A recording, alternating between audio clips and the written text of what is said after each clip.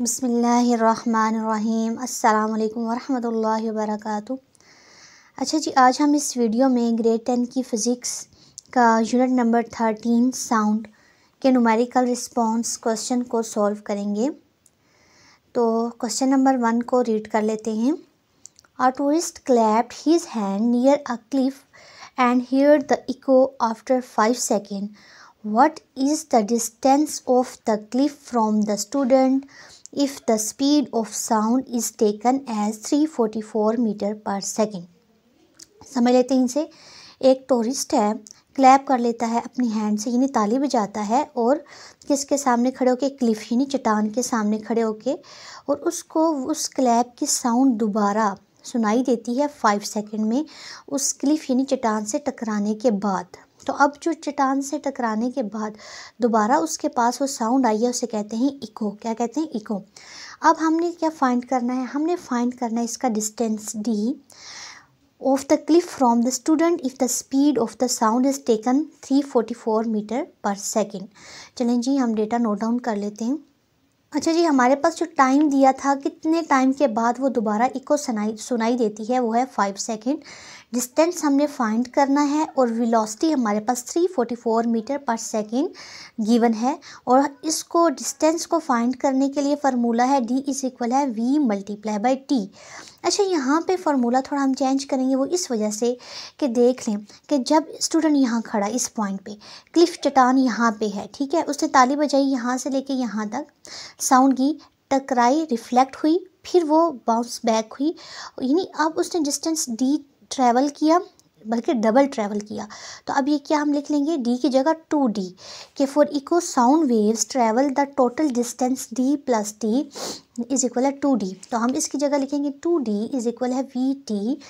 अच्छा, अब V की वैल्यू भी गिवन है और T की भी गिवन है। 344 को 5 के साथ मल्टीप्लाई करेंगे तो 1720 हमारे पास आंसर आएगा। 2 यहाँ पे मल्टीप्लाई हो रहा है, नीचे जाके डिवाइड होगा, तो D हमारे पास कितने मीटर इन डिस्टेंस कवर किया उसने? 860 मीटर डिस्टेंस जो है वो टोटल कवर किया गया, जो साउंड वेव जो है वो ट्रैवल की स्टूडेंट्स यानी टूरिस्ट से लेके क्लिफ तक, और क्लिफ से बैक बाउंस बैक यानी इको प्रोड्यूस होकर उसको साउंड जो 5 सेकंड में सुनाई दी। ये था हमारे पास न्यूमेरिकल नंबर 1। अच्छा जी, न्यूमेरिकल नंबर 2 है speed of sound in sea water is 1500 metre per second if its wavelength is 45 centimetre. Find the frequency of these sound waves. देख लेते हैं हमारे पास न्यूमेरिकल में क्या हमने देखा है कि speed of sound in sea water में जो स्पीड ऑफ साउंड है वो 1500 मीटर पर सेकेंड है। तो उसकी जो वेव लेंथ लेमडा गिवन है वो 45 सेंटीमीटर है। फाइंड हमने फ्रीक्वेंसी F करनी है, ठीक है। और इसके लिए हम जो है वो डेटा नोट डाउन कर लेते हैं। अच्छा, हमारे पास जो स्पीड दी गई है वो है 15 मीटर पर सेकेंड, ठीक है। लेमडा 45 सेंटीमीटर है, सेंटीमीटर को मीटर में कन्वर्ट करेंगे, 100 से डिवाइड करेंगे, 0.45 मीटर आ जाएगा। फ्रीक्वेंसी फाइंड करनी है, ठीक है। उसके लिए हम यूनिवर्सल वेव इक्वेशन इस्तेमाल करेंगे। इनका रिलेशन है V इज इक्वल है F लेमडा। इसको रीअरेंज करेंगे क्योंकि हमने फ्रीक्वेंसी फाइंड करनी है, तो लेमडा यहाँ पे जाके वेलोसिटी से डिवाइड हो जाएगा, V बाई लेमडा आ जाएगा। V की भी वैल्यू पता है हमें और लेमडा की भी वैल्यूज़ को पुट करेंगे तो हमारे पास आंसर आएगा 3333.3 हर्ट्ज़। तो ये था हमारे पास न्यूमेरिकल नंबर 2। अच्छा जी, न्यूमेरिकल नंबर 3 है हमारे पास। A sound wave is in sea water travels at speed of 1500 metre per second. It's sent and detected back after reflection from seabed in 8.5 seconds. Find the distance from the surface to the bottom of the sea area, ठीक है, of the सी। अच्छा, यहाँ पे हमें बता दिया गया है कि एक साउंड वेव है जो सी वाटर में ट्रैवल करेगी। स्पीड उसकी यानी V हमारे पास 1500 मीटर पर सेकेंड गिवन है। अब it is sent and detected back after reflection from sea bed, यानी वो सी में इस पॉइंट में सरफेस से जाती है उसकी गहराई तक, ठीक है, और दोबारा हमें सुनाई देती है, ठीक है, इसकी सरफेस तक 8.5 सेकेंड तक। फाइंड द डिस्टेंस, हमने क्या फाइंड करना है? D फाइंड करना है from the surface to the bottom of the sea कि हमने सरफेस से बॉटम ऑफ द सी तक का जो है वो डिस्टेंस हमने नोट डाउन करना है कि कितना है। तो चलिए डेटा नोट डाउन करते हैं। अच्छा, यहाँ पे डेटा है हमारे पास, स्पीड गिवन है 1500 मीटर पर सेकंड, टाइम है 8.5 सेकंड और डिस्टेंस है हमारे पास फाइंड करना है। डिस्टेंस के लिए फार्मूला है D इज इक्वल है VT। और अब यहाँ पे क्योंकि वो दोबारा डबल डिस्टेंस जो है वो तय कर रही है सरफेस से सी बेड और सी बेड से सरफेस तक, तो for echo sound wave travel the total distance D plus T is equal है 2D। यहाँ पे हम क्योंकि इको प्रोड्यूस हो रही है तो हम क्या लिखेंगे 2D, ठीक है। D की जगह 2D इज इक्वल है VT। ओके, V और T की वैल्यू हमने पुट कर देनी है 1500 और 8.5 सेकेंड। इनको सिंप्लीफाई करेंगे हमारे पास आएगा 1 to 750 ये। ओके, अब यहाँ पे D के साथ 2 मल्टीप्लाई हो रहा है, यहाँ पे इस साइड आके डिवाइड हो जाएगा। हम इनको डिवाइड करेंगे, मज़ीद सिंप्लीफाई करेंगे तो हमारे पास आंसर आ जाएगा, D की वैल्यू आ जाएगी 6375 मीटर। मीटर किसका यूनिट है? डिस्टेंस का। तो ये था हमारे पास न्यूमेरिकल नंबर 3।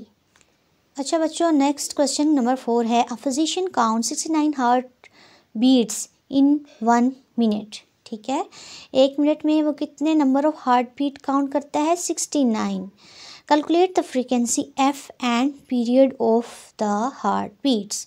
फिजिशियन यानी एक डॉक्टर है, वो heart beat 69 heart beat 1 minute में काउंट कर लेता है। हमने फ्रीक्वेंसी F और टाइम पीरियड T इसका नोट डाउन करना है, ये इसका कैलकुलेट करना है। ठीक है, तो चलें जी हम सॉल्व कर लेते हैं।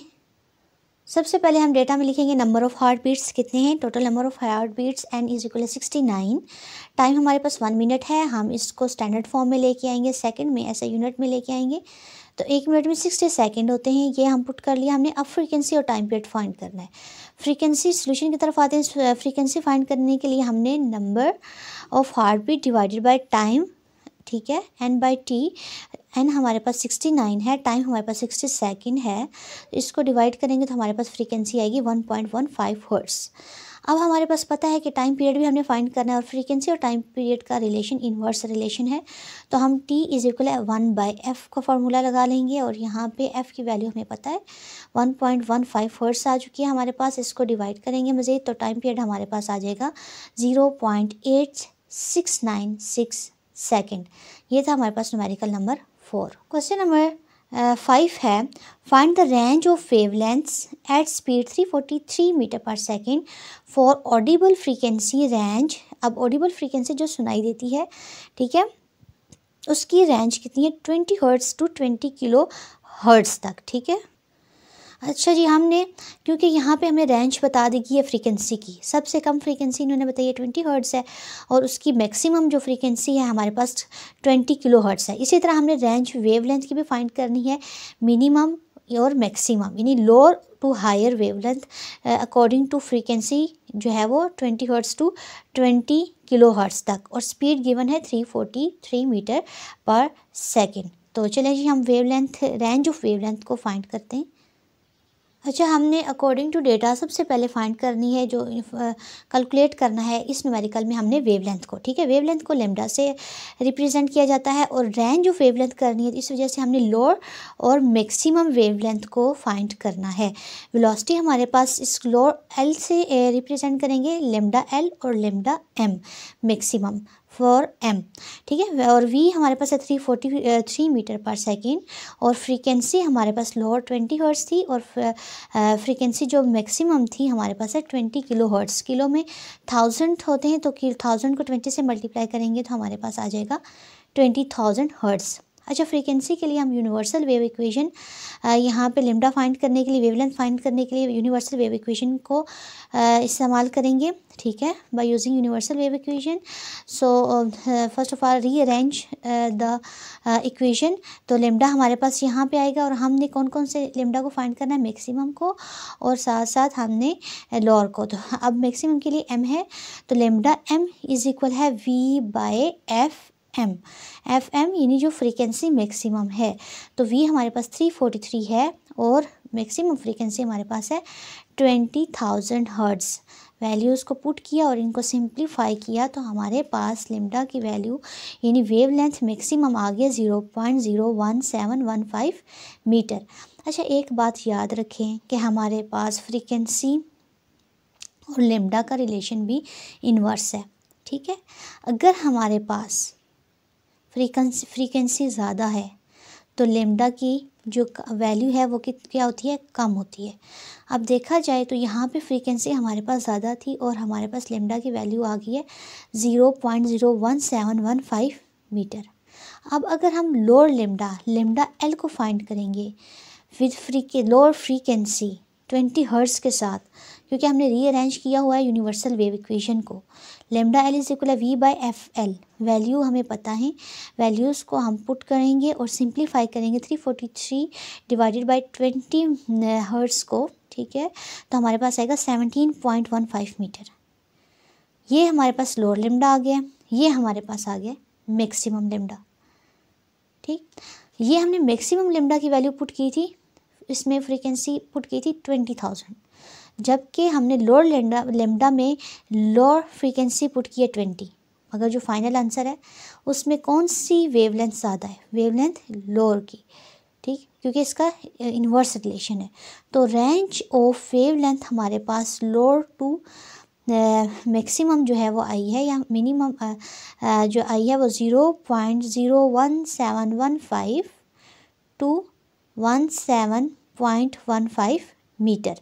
ये m और m ये जो है हमारे पास लेमडा का यूनिट आ गया। तो ये था हमारे पास न्यूमेरिकल नंबर 5। अच्छा, ये क्वेश्चन नंबर 6 है।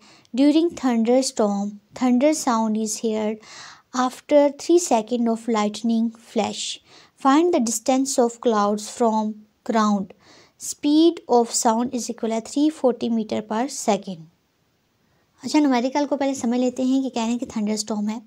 ठीक है, उसमें हमें जो है वो लाइटनिंग जो है वो बादल गरजते हैं या लाइटनिंग उसकी प्रोड्यूस होती है, तो हमारे पास वो लाइटनिंग हमें दिखाई पहले देती है और 3 सेकंड के बाद हमें उसकी आवाज़ सुनाई देती है। यानी हमें दिखाई वो पहले दे रही है कि लाइटनिंग फ्लैश हुआ थंडरस्टॉर्म में, बट हमें उसकी आवाज़ जो है गरजने की वो लेट सुनाई दी आफ्टर 3 सेकेंड।